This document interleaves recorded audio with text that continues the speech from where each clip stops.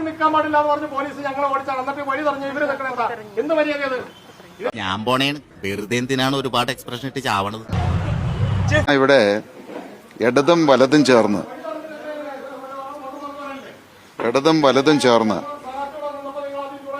ഇതാണ് പ്രശ്നം. ആ പോർഷൻ എനിക്ക് തോന്നുന്നു പുള്ളി കൈ നിട്ടാന്ന് തോന്നുന്നു. അപ്പൊ പുള്ളീനെ കറക്റ്റ് അതിന് യൂസ് ചെയ്യാന്ന് പറഞ്ഞിട്ട് ഞങ്ങൾ അങ്ങനെ തന്നെ വിളിച്ചതാണ് പുള്ളീനെ. സ്ഥാനാർത്ഥി നിൽക്കാൻ പാടില്ല എന്ന് പറഞ്ഞ് പോലീസ് ഞങ്ങളെ ഓടിച്ചാൽ എന്നിട്ട് വഴി തടഞ്ഞു ഇവര് നിൽക്കണേണ്ട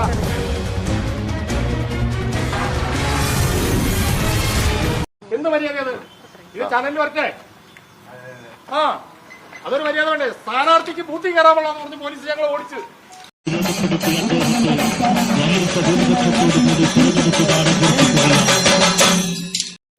എന്നിട്ട് ഇപ്പൊ ഇവിടെ വോട്ടർമാരെ തടസ്സപ്പെടുത്തിക്കൊണ്ട് ഇവിടെ വഴി തടസ്സപ്പെടുത്തി ഒരു മുതലാളി നിൽക്കുകയാണ്.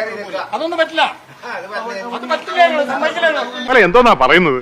അത്തായത് നിന്റെ ഇനി നീ ഊരണ്ട.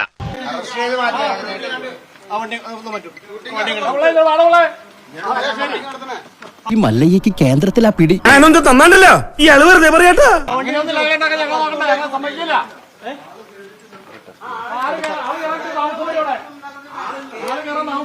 പൊക്കറ്റാൻ പറഞ്ഞാലുണ്ടല്ലോ അവൾ ആരാണോ വിചാരിച്ചേ? എനിക്കറിയില്ല. എന്നാ മനസ്സിലായിക്കോ, എന്റെ സ്വന്തം ആളാ. ഞാൻ പറഞ്ഞത് ഒരു സ്ഥാനാർത്ഥിനെ ഇവിടെ നിർത്തിയില്ല അന്ന് രാവിലെ.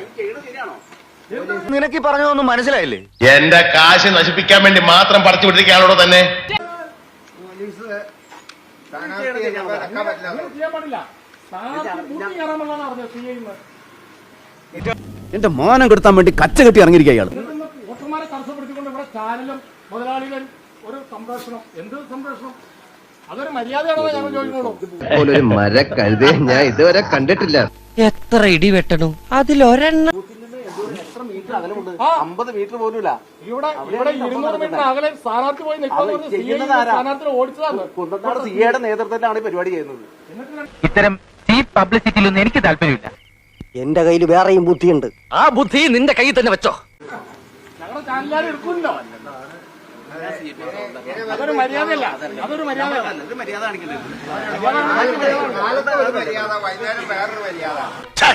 എവിടെ കൊണ്ട് വലിയ ശല്യമായല്ലോ. തനിക്ക് വേറെ ഒരു ജോലിയില്ലേ? നമ്മുടെ ഒരു പ്രധാന ജോലി ഇതാണ്. മുതലാളിമാർ ഇവിടെ വന്നിട്ടുണ്ടെന്ന് പറഞ്ഞുകൊണ്ട് എന്ത് മര്യാദ കാണിക്കുന്നേ? ഞങ്ങളെ വന്നവരുടെ ചാനലിൽ ഞങ്ങൾക്കൊരു വിരോധമല്ല. ഞങ്ങളുടെ ചാനലിൽ വന്നോലോ. ചേടാ എവിടെ ചെന്നാലും ഒരു വക ആൾക്കാര്. നല്ല ബെസ്റ്റ് ആരാധകനല്ലേ? വിവേകാനന്ദ സ്വാമി ക്ഷമിക്കണേ.